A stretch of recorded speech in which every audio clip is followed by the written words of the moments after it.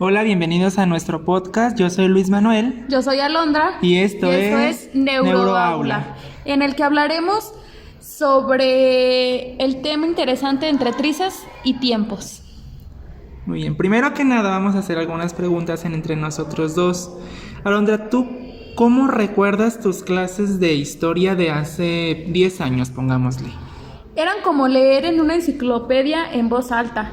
Puros datos, fechas, nombres y batallas, pero por lo regular siempre memorizábamos cada fecha o movimiento que pasaba. Y sabes que se me hace que hasta las clases de historia nos las saltábamos porque hasta el maestro nos caía gordo, ¿no crees? Sí, aunque nos pegaba con la vara si no llevábamos la tarea. Bueno, y creo que era el pegarte con la vara porque no te aprendías las fechas, que era lo importante en esos tiempos. Sí, y si preguntabas algo como ¿y eso qué tiene que ver conmigo?, te mandaban a callar o te decían que no era para discutir, que mejor pusieras atención. Y míranos ahora, dando clases de historia siendo maestros del siglo XXI, pero de otra manera, tratando de que nuestros alumnos sí se pregunten, que sí conecten qué pasó en ese tiempo, dónde pasó y cuándo, que no repitan la misma forma plana en que nosotros aprendimos. Yo siempre digo, si a nosotros nos costaba conectar con la historia, imagínate ahora con estudiantes que viven rodeados de estímulos, redes, información por todos lados. No basta con contarles el pasado, tenemos que hacer que lo vivan, que lo piensen, que lo sientan. ¿Me entiendes? Sí, y fíjate que entre esta plática vamos a estar metiendo un poquito de conceptos. El primero de ellos va a ser el pensamiento histórico, que los vimos en algunas clases cuando fuimos docentes en formación. Por ejemplo, no se trata de que memoricen hechos, sino de que entiendan procesos, causas y consecuencias, que aprendan a cuestionar y a analizar. Sí, y eso implica enseñarles a hacer preguntas, no a repetir respuestas. Yo uso una estrategia que a mí me ha funcionado muchísimo en mis prácticas docentes o incluso hasta en las clases que he impartido. Por ejemplo, la línea del tiempo crítica, que no solo les pido que pongan fechas y eventos, sino que agreguen causas, consecuencias y puntos de vista distintos. Les pido que incluyan una pregunta que a ellos les surgiría sobre ese momento. Fíjate que yo uso algo parecido, pero es más visual, es más de tecnología. Es una línea del tiempo viviente. Hago que los alumnos se coloquen en fila como si fueran eventos o situaciones o acontecimientos o hechos históricos. Cada quien representa uno y deben explicar por qué fue tan importante y cómo se conecta con el siguiente. Es una forma de trabajar la noción del tiempo, pero desde el cuerpo, o sea, desde el diálogo, que platiquen y que se comuniquen.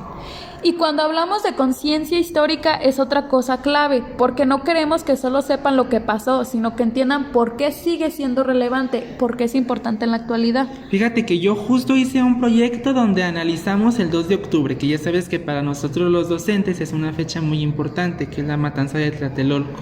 Pero no desde el libro, sino comparando discursos de los medios de la época, testimonios orales o hasta grafitis actuales.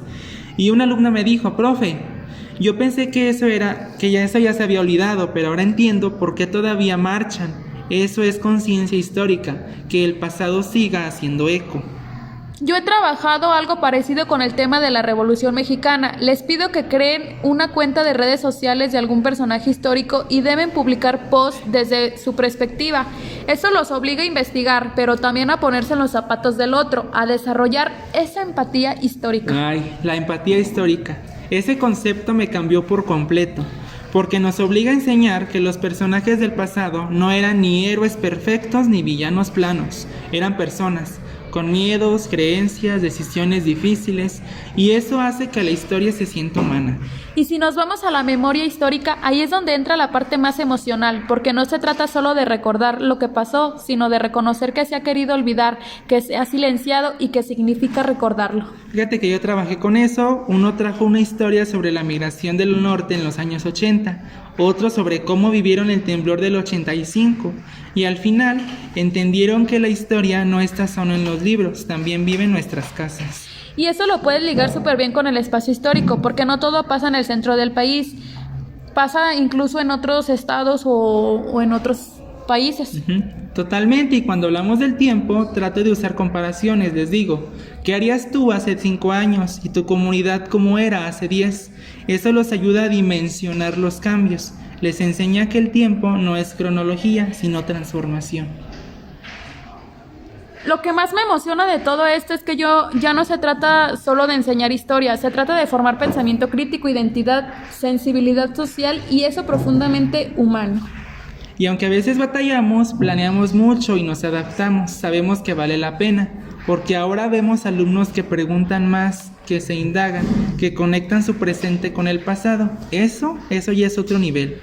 Bueno, entonces cerramos nuestro podcast con que eso es enseñar historia con sentido, con preguntas, con emoción, con memoria y sobre todo con humanidad. Nos vemos. Hasta la próxima.